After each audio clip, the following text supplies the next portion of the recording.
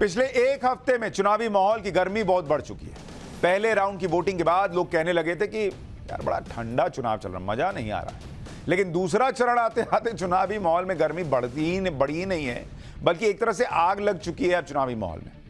कल दूसरे चरण की वोटिंग होने वाली है और यह देखना होगा कि दूसरे चरण की वोटिंग में वोटर्स का किस तरह का रिस्पॉन्स रहता है। कल जहां जहां वोटिंग होने वाली है उनमें जम्मू कश्मीर की 1 सीट शामिल है। इसके अलावा उत्तर प्रदेश की 8 सीटों पर कल मतदान है। बिहार की 5 सीटें इसमें शामिल हैं, राजस्थान की 13, मध्य प्रदेश की 6 सीट, छत्तीसगढ़ की 3 सीट, महाराष्ट्र की 8 सीट, बंगाल की 3 सीटें इसमें शामिल हैं।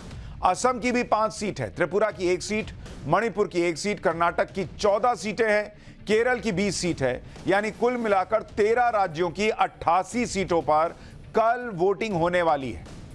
और अगर दूसरे चरण की इन 88 सीटों के पिछले नतीजों पर गौर करें कि पिछली बार यहां पर क्या रहा था जब इन 88 सीटों पर वोटिंग हुई थी, सेकंड फेज, उन 88 सीटों पर बात कर रहा हूं, 88 सीट और 2019 का रिजल्ट आपको बता रहा हूं। इन 88 सीटों पर जो सेकंड फेज की हैं उनमें क्या रिजल्ट रहा था वो आपको बताता हूं। एनडीए यानी जो बीजेपी अलायंस है, एनडीए को 60 सीट जीत मिली थी, एनडीए 60 सीटें जीती। और जो इंडी गठबंधन आज की डेट में है, इंडी, इनके पास आई थी 23 सीटें।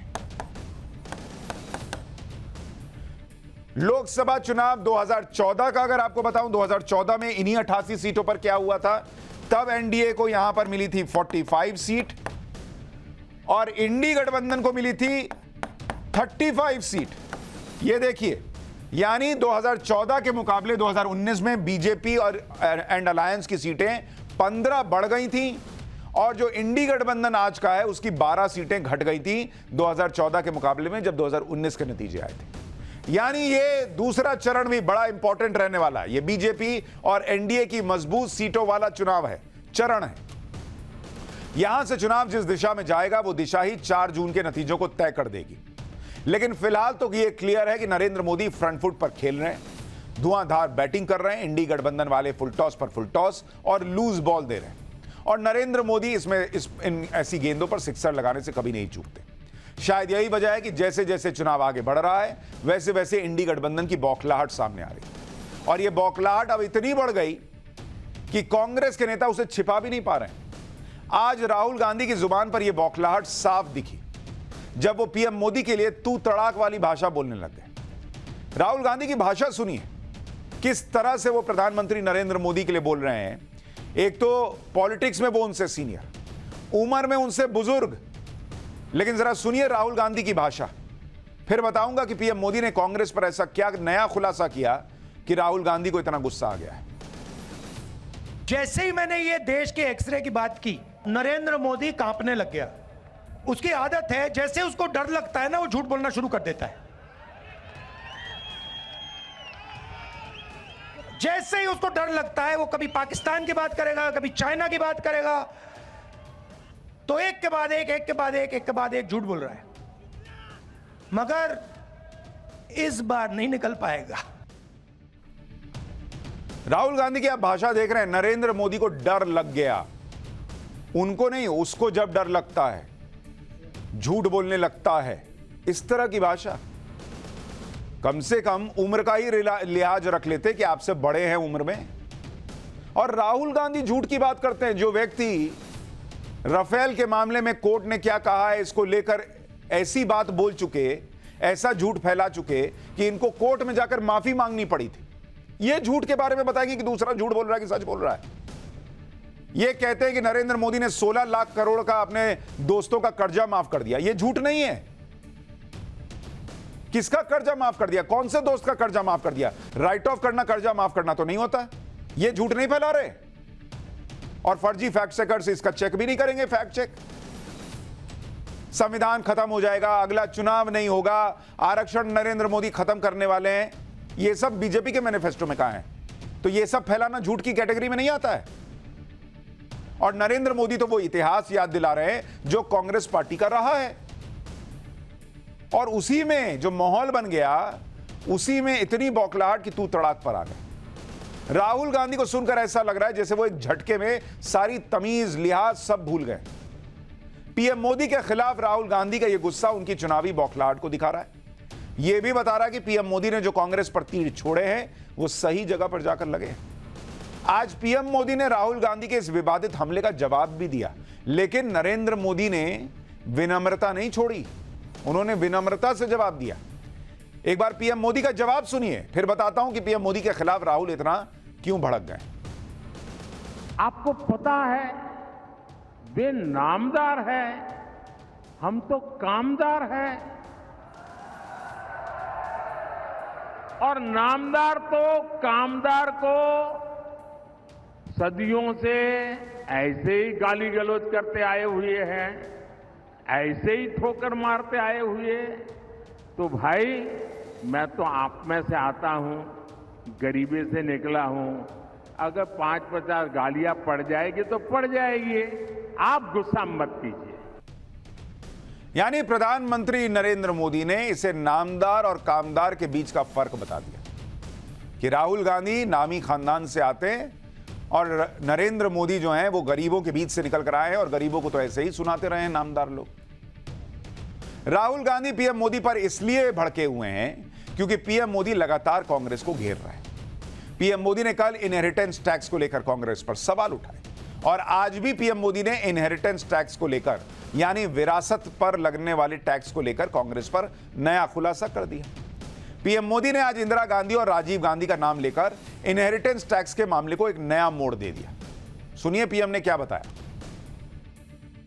मैं आज देश के सामने पहली बार एक दिलचस्प तथ्य आपके सामने रखना चाहता हूं।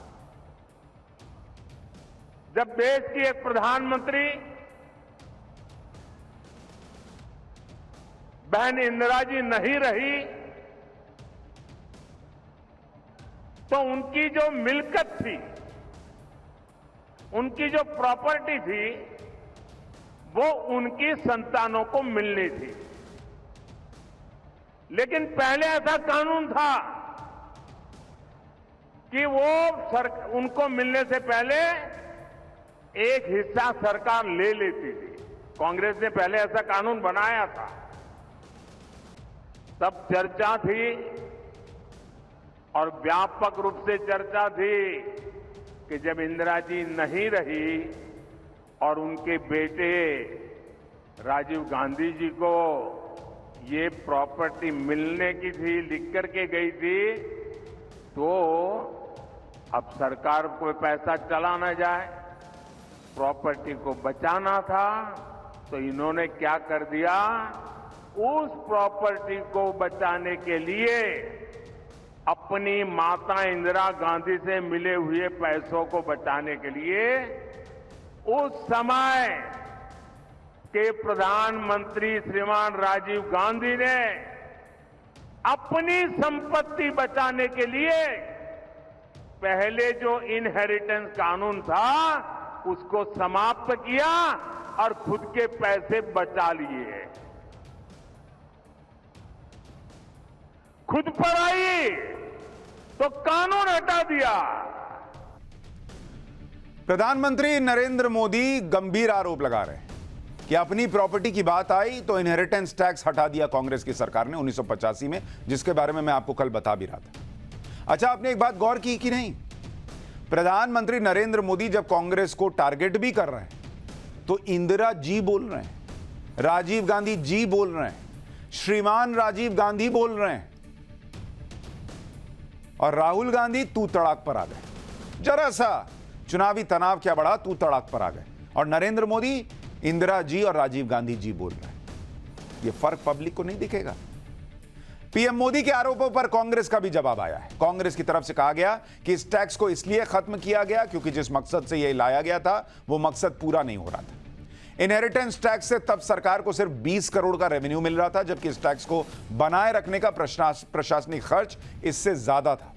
कांग्रेस ने यह भी दावा किया कि इंदिरा गांधी ने इलाहाबाद में अपनी पैतृक संपत्ति को 1970 में ही जवाहरलाल मेमोरियल फंड को ट्रांसफर कर दिया था। लेकिन प्रधानमंत्री नरेंद्र मोदी विरासत टैक्स के मामले को लगातार उठा रहे हैं। आज उनकी यूपी में कई जगहों पर रैलियां थी। तो विरासत टैक्स के मामले में कांग्रेस और समाजवादी पार्टी के इंडी गठबंधन को उन्होंने एक साथ लपेट लिया।